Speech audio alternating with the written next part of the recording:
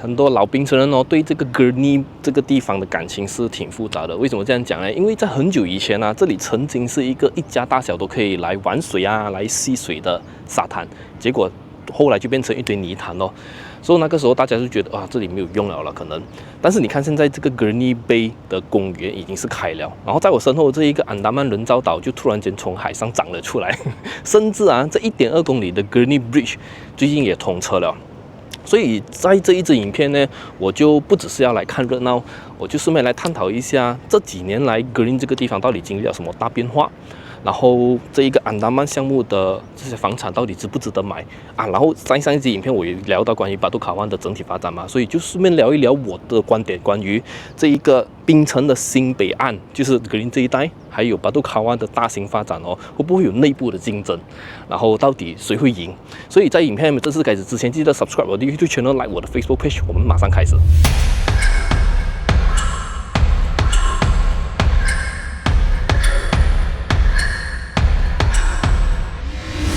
其實從這個角度看哦，這一個 Gurney Bay 的公園真的還有一點點像那個紐約的 Central Park 這樣子，唯一的不同就是它旁邊另外一邊是水，就是海邊的。然後整條 Gurney Drive 的那一些 high-rise building 就這樣子面向這一個公園，還有面向那一個海水那一邊的，有一點點這樣子相似度啦。不知道你會不會有這樣子的同感呢？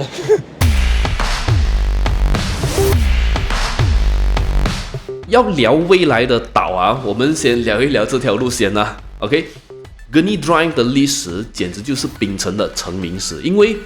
就連我這位外地人啊，除了 Georgetown 之外啦，其實 Gurney 這個地方也是我先認識檳城的一個富人區啦。大約在100年前呢，這裡是叫做 New Coast Road， 是殖民地的高官還有 Old Money 住的地方來的。那個時候其實是有沙灘的哦，老一輩的人可能知道了，他們甚至是可以在這裡抓螃蟹啊、玩水啊這樣子的。然後到了1970年代啊，檳城的第一座高層公寓 Sunrise Tower 就在這裡落成了，開啟了垂直生活時代。接着2000年代 Gurney Plaza 還有 Paragon 來了，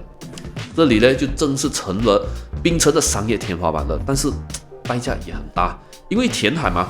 所以就影響了那些海洋，沙灘沒有了，變成了泥潭，而且 Gurney 已經飽和了，路塞得要命，土地也用完了，所以安達曼島的出現其實是政府還有開發商玩的一個土地置換，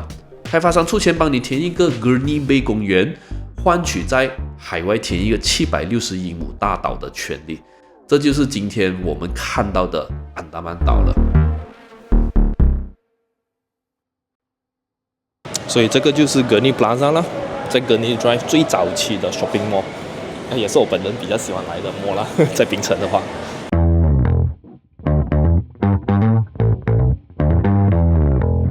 Gurney Paragon 出到來前面哦，以前也是海邊來的嘛，但是現在什麼都看不到了。不要講泥灘了，現在泥灘都沒有啊，已經被填到完了。所以你看啊，在同一個時間內逛完2個商場哦，我自己本身是察覺到 Gurney Plaza 的人流是多過 Gurney Paragon 的啦。原因也是因為我是這樣覺得啦 ，Gurney Plaza 的歷史比較久嘛，它是第一個進來的商場，所以那些品牌商他們肯定是首選 Gurney Plaza 咯，因為已經是有他們已經是在 Gurney Plaza 裡面運營了，這樣我不可能我又再多一間分行是在隔壁的商場，這樣變成很內捲了。So 老實講啦，這一個 Gurney Paragon 的這個定位是怎樣？在不是短時間內逛哦，我也是看不出它有什麼定位啦，因為2個商場很相似，都是有那種高檔品牌在裡面，然後樓下也是有 grocery， 然後也是有餐廳，都是那種高級的餐廳來的。所以可能在屏幕前的你們知道 Gurney Paragon 的這個定位是怎麼樣的話，可以在評論區那邊交流一下啦。你看以前這些 condo， 它給我的印象就是很 prime 的，因為它就是真正在這個 Gurney Plaza 的隔壁，然後它又可以有一些單位是可以面向海的。只是將來如果安達曼怎麼全部起上來了過後呢，它就是對着公園那個 Gurney Bay 的公園，還有對着前面那個安達曼島。不懂是好事還是不好事啦，可能你們可以分享一下你們的看法。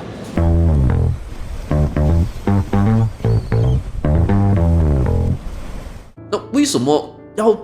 在海上造一個這麼大的島呢？其實有3個原因啦。我總結下來，第一個就是平地資源的枯竭。冰島中央是山脈，老城區是遺產保護區，不能亂動，而且是 UNESCO 的 Heritage Area， 所以填海是唯一的出路。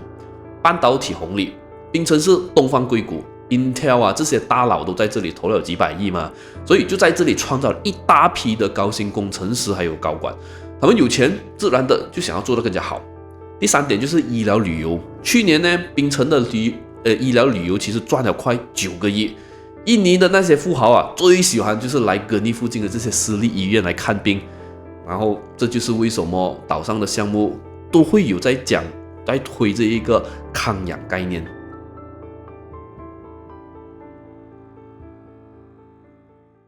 安達曼這個項目啊，它不只是一個住宅區這麼簡單而已。E&O 呢是會把這裡打造成一個15分鐘的城市 ，15-minute city， 也就是說住在這裡的居民啊，其實他們是可以用少於15分鐘的travel time 就可以去到各種的生活設施，包括了工作地點啊、商場啊、學校啊等等的。而且這一座人造島啦，它是同時有2座橋連接回去檳城島的。第一座呢就是回到去這個Sri Tanjung Pinang，也就是大家熟悉的 Straits Key 那一邊啊。然後第2座橋呢，就是最近剛通車的 Gurney Bridge， 它是直接通回去 Gurney Plaza 那一邊的，所以是很方便的。這一座安達曼呢，它是有分成3個區域了。第一個就是 Gurney Green， 最靠近大橋那一邊的，也就是這一個安達曼Phase 1的商業中心來的。第2個呢就是 Shoreline 呢，它主打一個低密度而且親近大自然的住宅區，這裡呢也包括了這一個安達曼Phase 1裡面的為2個 Phase 的 Land Properties。然後第3個區域呢就是 Canal Side， 你一聽它的名字啊，你就可以把它想象成是一個有水道、滨海餐廳這樣子的一個leisure waterfront 的小社區來的。它的功能呢就是讓這一邊的居民呢有一個聚集點你可以想要找朋友聚個會啊，你可以到這一個水道旁邊的這一些 waterfront retail 餐廳來一邊聚一下餐，吃一下飯這樣子的一個很特別的一個 lifestyle 來的。還有這裡的項目表現啊，其實我跟你講，真的是非常誇張。好像現在我身後的這2座最早完成的 high rise 項目啦，就是 The Mac 還有 Arika， 它已經是fully sold了的，在整個安達曼Phase 1裡面最入門級的項目來的。然後豪宅方面呢，這裡有的那個 The Loom 這類型的大平層公寓，目前也是在如火如荼的銷售中。講到這邊的 Land Properties 它2個 Phase 的 Land Properties 啦，是秒殺的，因為你要知道在這種填海的項目，加上還有是 Freehold 的，又這麼靠近 Georgetown、Gurney 這樣子的一段就是，然後加上又有這個 Land Properties 它的需求量是非常的高，所以你看它這一個300-400萬的這種 Land Properties 很快就賣完了。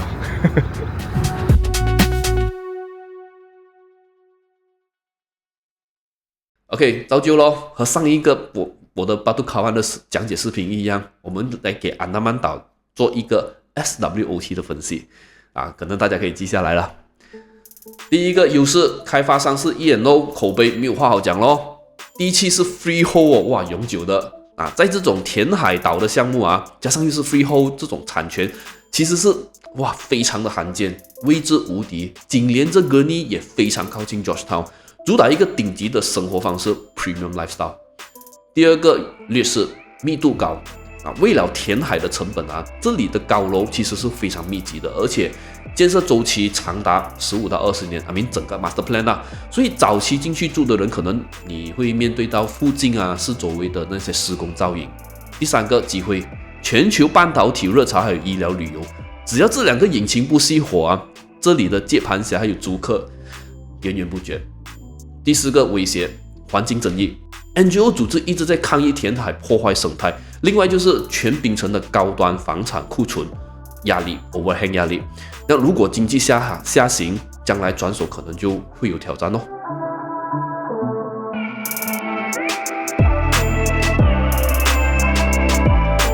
所以如果你問我我會選哪一邊的話呢，我的答案是這樣子啦。如果你想要投潛力股的，看長遠或它的未來的，甚至你是看中工業的紅利的話呢，我會建議你去看巴杜卡灣那一帶。這樣如果你是注重追求穩定的，然後看重生活品質的，甚至你喜歡城市的生活便利的話呢，安達曼絕對是你的菜啦。這樣如果是你的話呢，你會把你手中的子彈打向哪一邊呢？可以在評論區我們一起交流一下。那如果你是有興趣想要了解更加多關於安達曼這一個項目，又或者是周邊其他新樓盤項目的話呢，可以在資訊欄裡面找到我的聯繫方式，然後我會跟你跟進啦。以上就是這一支視頻的所有的內容。我是Vincent Dai，記得 subscribe 我的 YouTube channel，like 我的 Facebook page， 我們下個 video 見啦。這個是 Gelugor 的最新的地標，叫做林祥松藝術館。它就在這個 The Light City 的裡面，沿海的也是，去看看，走。這個是你們的招牌啊，是，給拿啊，這樣就來一杯，来一杯。那你的號碼？老闆，你的位置是這個啊？對，好。